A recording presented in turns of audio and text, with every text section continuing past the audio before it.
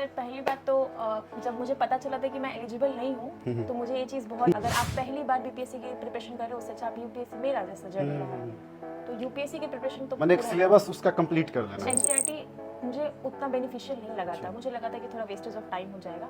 हाँ, full length, half length मत दीजिए क्योंकि हमें, और ऑनलाइन मत दीजिए, टेस्ट ऑनलाइन मत दीजिए, टेस्ट ऑफलाइन ही दीजिए, पेपर पे दीजिए ओएमआर शीट, और उसके बाद फिर मैं ओएमआर की तरफ जाती थी और मेरा फर्स्ट रीडिंग लगभग 30 से 35 मिनट में मैंने कंप्लीट कर दी थी। मेरा पूरे फर्स्ट जो भी क्वेश्चन है 150 का आप, हाँ, और आपको टॉपर्स कॉपी देखना है, सारा अवेलेबल होता है। हाँ, तो मैंने बहुत मैंने उससे बहुत, आपको इसको कहते हैं ना, ये बहुत बोरिंग काम होता है कि आप बैठ के क्वेश्चन का हर एक का आंसर लिख रहे हो, पर आपको एंड में यही देके जाएगा रिजल्ट। और मैं कोशिश करती हूँ कि डेटा, डायग्राम, फ्लो चार्ट मेरे लगभग हर आंसर। मुझे लगता है कि टफ तो नहीं है, आपको एक ही चीज़ डिमांड करती है, आप सबको डर होता है कि शायद इससे पढ़ लेंगे तो एक क्वेश्चन आ जाएगा, उससे पढ़ लेंगे तो क्वेश्चन, एक क्वेश्चन की वजह से आप जो आपका प्राइमरी सोर्स है आप उसको भी अच्छे से रिवाइज नहीं करिएगा। मेरा मानना है कि आप अपने कंफर्ट जोन से रहेंगे, आपको पता है कि आप किस एग्जाम का तैयारी कर रहे हो, उससे अवेयर होंगे, आपको क्लासेस में एसी लगा के नहीं। नमस्कार दोस्तों, स्वागत है सबका एक और इंस्पायरिंग और इन्फॉर्मेटिव वीडियो में। आज हमारे साथ जन्नत निशा मैम है, जिनका 78th बीपीएससी में फर्स्ट अटेम्प्ट में डीएसपी का इनको पोस्ट मिला है। और सबसे बड़ी बात यह है कि उसमें सबसे कम उम्र की 78th बीपीएससी में इन्होंने सिलेक्शन लिया है। यानी कि आप यही समझ लो कि ये बीएस के लिए एलिजिबल नहीं थे, मतलब 22 साल इनका उम्र नहीं हो रहा था जिस समय नोटिफिकेशन आया था। ओनली 21 ईयर 8 मंथ, है ना।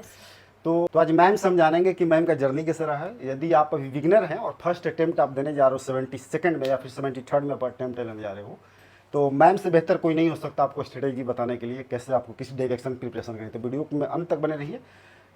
सो मैम, सबसे पहले कॉन्ग्रेचुलेसन। पहले अपने बारे में बताएं आप थोड़ा। मेरा नाम जन्नत निशा है। मैंने अपनी स्नातक की पढ़ाई पटना वुमेंस कॉलेज से की है। उसके पहले मैंने कार्मेल हाई स्कूल से +2 किया है और साथ ही साथ 10th तक मैट्रिक मैंने सेंट पॉल्स एकेडमी पटना से किया है। मैं मधेपुरा डिस्ट्रिक्ट की रहने वाली हूँ, लेकिन बचपन से मैं पटना में रह रही हूँ क्योंकि मेरे पापा पटना जंक्शन पे कार्यरत है। सो मैम, 21 साल 8 महीने, इस हम इंटरव्यू करने से पहले चर्चा कर रहे थे कि उस समय आपका 22 साल उम्र भी नहीं हो पाया था कि आप बीएस के लिए एलिजिबल मतलब हो पाते। तो ये कैसा फीलिंग है?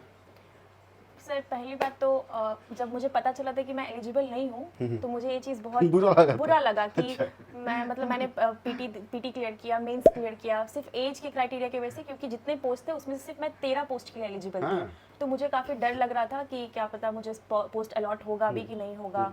लेकिन जब मुझे देखा कि नहीं, मेरा डीएसपी में ही और 88th रैंक पे डीएसपी मिला तो मुझे बहुत अच्छा लगा, है ना।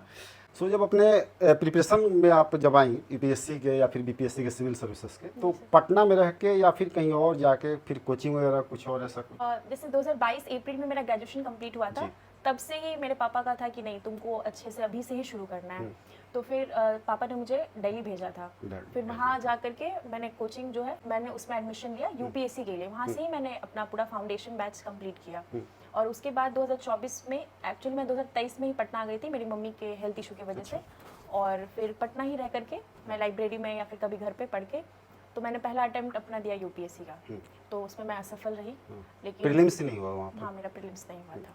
फिर उसके बाद मैंने बीपीएससी दिया पहला। हाँ, तो ये आपका रिजल्ट है। आप मतलब कि कैसे एनालाइज करोगे यदि हम आपसे ये जानना चाहें, एस्पिरेंट्स आपसे ये जानना चाहें कि बिना कोचिंग पॉसिबल है कि नहीं है? सर बिल्कुल। फिर कैसे पॉसिबल है? सर बिल्कुल, जैसे यूपीएससी और बीपीएससी लोग कहते हैं कि एक है, बट है नहीं। अगर आप उसके सिलेबस को देखिएगा गौर से तो काफ़ी कुछ है डिफरेंस। तो यूपीएससी का मैंने प्रिपरेशन वहाँ से किया, लेकिन जो बीपीएससी का मैंने पढ़ा वो खुद से ही पढ़ा। मैंने घटना चक्र यहाँ पटना में कोई कोचिंग वगैरह कहीं भी नहीं किया, ना पीटी के लिए ना मेंस के लिए। मैंने मॉक इंटरव्यू के लिए 1-2 इंस्टीट्यूट बस गई मॉक इंटरव्यू के लिए, बाकी कुछ भी नहीं। तो मैंने जब बीपीएससी का, तो मैंने 5 साल का पेपर अच्छे से लगा लिया और जितने भी टॉपिक्स थे वो मैंने आइडेंटिफाई किया। मेरे पास काफ़ी कम टाइम था क्योंकि जब मेरा यूपीएससी का नहीं हुआ तो मेरा उस टाइम प्लान नहीं था, पर जब लगा कि नहीं, फॉर्म भर देना चाहिए और करना चाहिए, तो तब काफ़ी वक्त तो कम था। लेकिन मैंने घटना चक्र किया था अच्छे से, मॉडर्न हिस्ट्री और साइंस का। मैंने पूरा अपना जो प्रिपरेशन रखा है वो सेल्फ स्टडी ही रखा है। सेल्फ स्टडी जी सर। बीपीएससी का। जी सर। ये बताइए कि जो अभी जितने लोग सिलेक्ट हुए हैं उसमें से जिन लोगों से भी मैं मिल के अभी सेशन कर रहे हैं, इंटरव्यू कर रहे हैं, उसमें मैक्सिमम लोग पहले यूपीएससी वाले जर्नी से कहीं ना कहीं निकले हुए हैं, है ना। तो इसका बेनिफिट यहाँ पे मतलब मिल रहा है? बहुत बेनिफिट है सर, क्योंकि बीपीएससी को हम लोग देख रहे हैं काफ़ी डायनामिक होते जा रहा है। और मुझे ऐसा लगता है कि अगर आप यूपीएससी के एक पूरे डेप्थ को पढ़ लोगे ना, तो बीपीएससी आपके लिए कंपैरेटिवली इजी हो जाता है। अगर आप पहली बार बीपीएससी की प्रिपरेशन कर रहे हो, उससे अच्छा आप यूपीएससी, मेरा जैसा जर्नी रहा है, तो यूपीएससी की प्रिपरेशन तो मैंने एक पूरा सिलेबस उसका कंप्लीट कर लेना जी जी है ना। सर, जी। तो फिर बीपीएससी में काफ़ी यहाँ के लिए बस वो बिहार स्पेशल बस वो बिहार करना। स्पेशल हो गया, और आपको एक टेक्निक आ जाती है टेक्निक आ आंसर जाती है। राइटिंग, जो मुझे लगता है कि पटना में भी बीपीएससी के बहुत सारे इंस्टीट्यूट में आंसर राइटिंग पे फोकस नहीं करते। हालांकि आपको मेरिट तो आपका मेंस का ही कॉपी बनाएगा, मेरिट या आपको जो पोस्ट मिलेगा, फाइनल रिजल्ट आपका सिलेक्शन जो होगा वो आपके मेंस के ही होता है, 900 मार्क्स का होता है। तो वो मुझे यूपीएससी से ही मुझे आंसर राइटिंग का ज़्यादा हेल्प मिला था। मतलब वहाँ से आपका जो प्रैक्टिस हाँ, रहा यहाँ पे, जी सर। अब उसी टाइप के यहाँ भी शॉर्ट्स क्वेश्चन वगैरह पूछे ही जा रहे हैं। जी सर। तो आपके कंटेंट वगैरह क्या थे, किस तरीके के थे कंटेंट, थोड़ा बुक लिस्ट वगैरह जैसे बताएं। अगर पीटी और मेंस को दोनों ऐसे अलग अलग करके बात करें, तो पीटी में तो मतलब घटना चक्र आप अच्छे से कर लीजिए। उसके बाद एनसीईआरटी, लेकिन एनसीईआरटी मुझे उतना बेनिफिशियल नहीं लगा था, मुझे लगा था कि थोड़ा वेस्टेज ऑफ टाइम हो जाएगा। एनसीईआरटी के लिए तो अतुल प्रसाद सर बोले थे। हाँ। तो मैंने घटना चक्र किया था मॉडर्न हिस्ट्री और साइंस के लिए, और साइंस में भी मैंने 5 साल के पेपर में ये आइडेंटिफाई कर लिया था कि मुझे बायो पे ज़्यादा, बायोलॉजी बायो पे, जो है उस पे ज़्यादा फोकस करना है। तो उसको मैंने अच्छे से लूसेंट से पढ़ा था। अच्छा लूसेंट, हाँ, लूसेंट से मैंने हिस्ट्री भी किया है और साइंस भी किया है। लूसेंट यानी रिलेवेंट है अभी। बहुत रेलेवेंट है सर। तो मुझे तो वो 71वीं में मुझे लूसेंट ही हेल्प किया है, और 70वीं में भी मुझे लूसेंट नहीं हेल्प किया है। और फिर जो बजट और इकोनॉमिक सर्वे बिहार का होता है और इंडिया का होता है, वो अच्छे से आप कर लीजिएगा। तो जो सेंटर और स्टेट का है उससे आपका 8 से 10 नंबर सिक्योर हो जाता है। तो मैंने वैसे ही देखा कि मुझे बस कट ऑफ टच करना है। मुझे कितने मार्क्स थे आपके? सर मेरे 83 मार्क्स थे 83, जनरल से।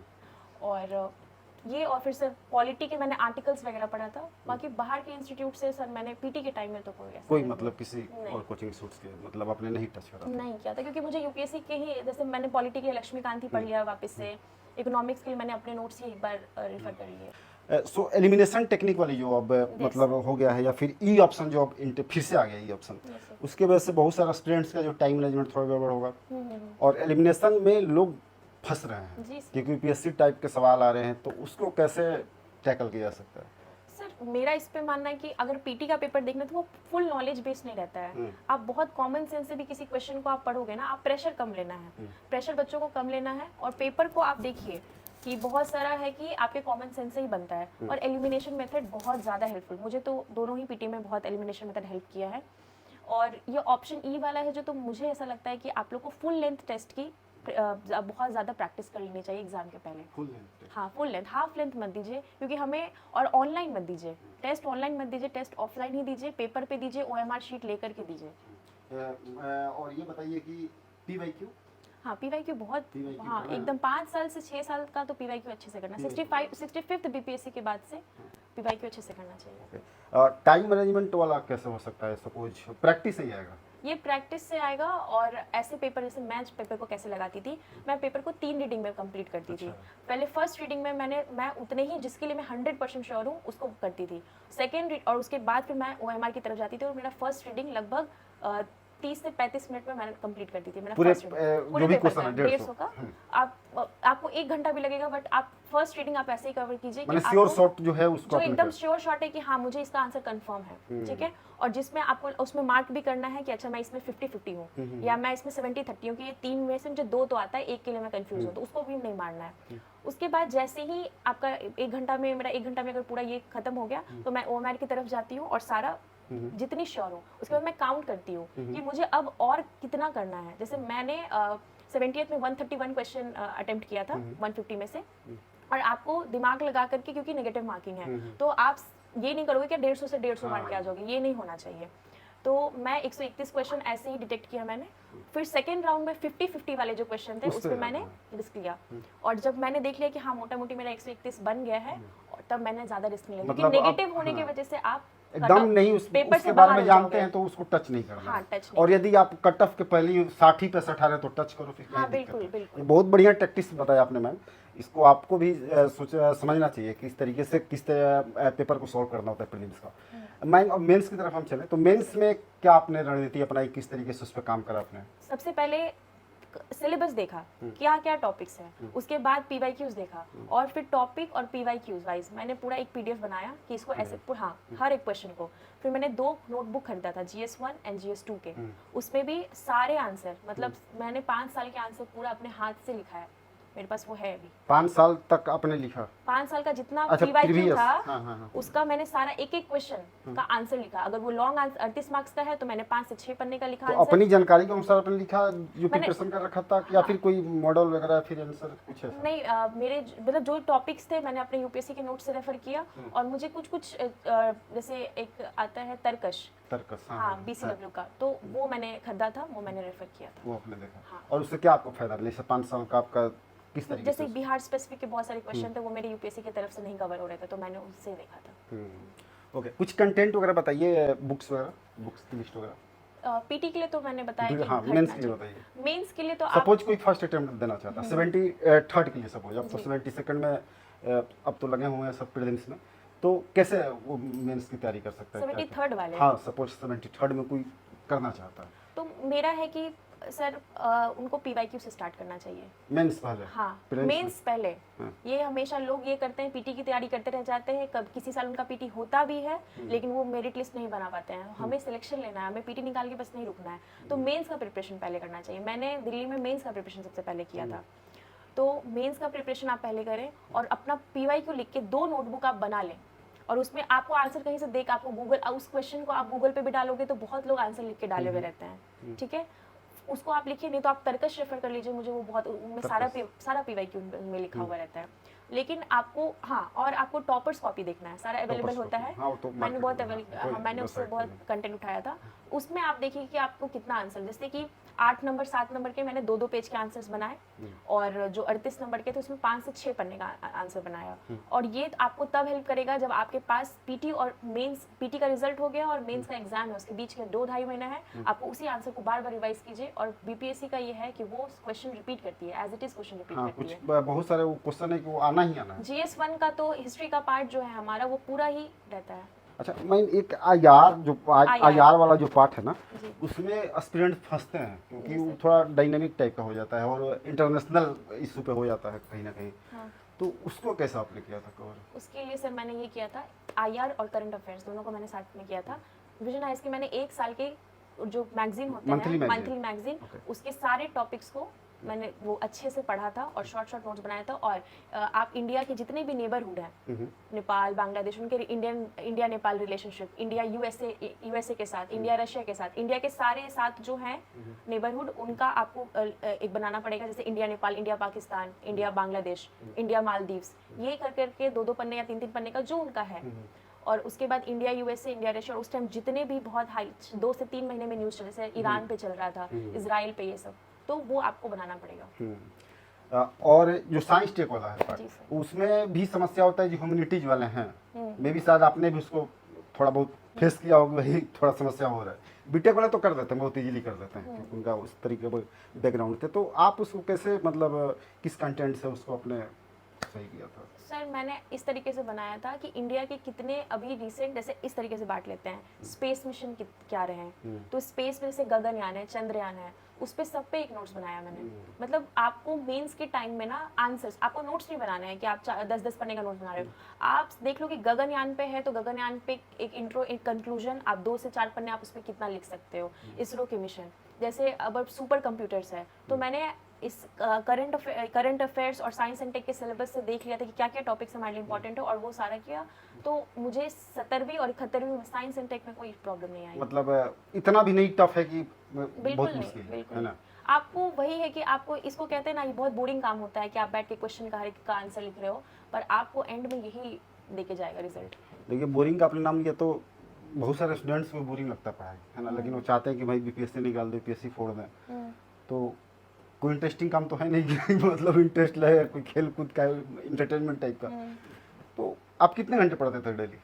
सर क्योंकि मैं 2 एग्जाम को साथ में लेकर चल रही थी, तो मैं 8 घंटे तो रहता था कि 4 घंटे स्पेंड, उससे ज़्यादा तो मुझे नहीं लगता कि आप कंसिस्टेंटली रोज कर पाओगे। तो बोरिंग, मोनोटोनस फील होता होगा ऑब्वियसली। हाँ। तो उसको कैसे ओवरकम किया जा आप सकता है? ऐसे मत रहो, बहुत कुछ बच्चे होते हैं कि वो पूरे अपनी फैमिली से कट जाते हैं, दोस्तों से कट जाते हैं, एक रूम में बंद होकर सिर्फ पढ़ते हैं, उससे आप फ्रस्ट्रेट हो जाओगे। वो लॉन्ग टर्म में आपका नहीं चल पाएगा। 4 महीने, 6 महीने, 1 साल ज़्यादा से ज़्यादा, उससे ज़्यादा आप नहीं कर पाइएगा। तो मेरा है कि आप अपने फैमिली, अपने पेरेंट्स, सबसे घुल मिल के रहिए, और आपका एक पढ़ाई है 7 से 8 घंटे पढ़िए, उसके बाद आपका वो हेल्दी टाइम, उसके बाद आपको जो करना है आप करिए। आपका आंसर राइटिंग मैम जो लिखने का तरीका था वो किस तरीके का है? सर मेरा है कि इंट्रो, फिर बॉडी एंड देन कंक्लूजन। और इंट्रो भी मैं कोशिश करती हूँ कि पॉइंट वाइज मैनर में हो, ताकि अब जिस तरीके से पैटर्न जो है पैराग्राफ में मार्क्स उतना नहीं मिलता है। और मैं कोशिश करती हूँ कि डेटा, डायग्राम, फ्लो चार्ट मेरे लगभग हर आंसर में पिक्टोरियल ज़्यादा रहे। और प्रेजेंटेशन पे बहुत काम करना होता है, तो प्रेजेंटेशन मेरा प्रेजेंटेबल होना चाहिए। ओके, अपने पूरे जर्नी को जो आपने प्रिपरेशन करा, डीएसपी बन गई हैं, तो आप ये बताइए कि इस पूरे जर्नी में आप इसको जो टफनेस का लेवल है एग्जामिनेशन का, जो सिलेबस हो चाहे प्रोसेस हो, प्रिपरेशन के लेवल पे हो, तो उसको आप कैसे रखोगे? बहुत टफ है ये सब क्रैक करना या फिर मॉडरेट है, क्या है? आपका क्या एक्सपीरियंस रहा? सर मुझे लगता है कि टफ तो नहीं है। आपको एक ही चीज़ डिमांड करती है, आपको रोज़ पढ़ना। अगर आप ईमानदारी से रोज़ पढ़ रहे हैं, 5 से 6 घंटा भी अगर आप रोज़ पढ़ रहे हैं, तो वो आपको बेनिफिट दे के जाएगा। और टफ तो नहीं है, टफ तो इससे बहुत कुछ है। मुझे तो लगता है कि बाहर लेबर जो करते हैं वो ज़्यादा टफ है। आपको एक रूम में बैठ करके पढ़ना है, अच्छे से खाना है और पीना है, तो ये ज़्यादा ईजी है मुझे लगता है। ईजी है ना?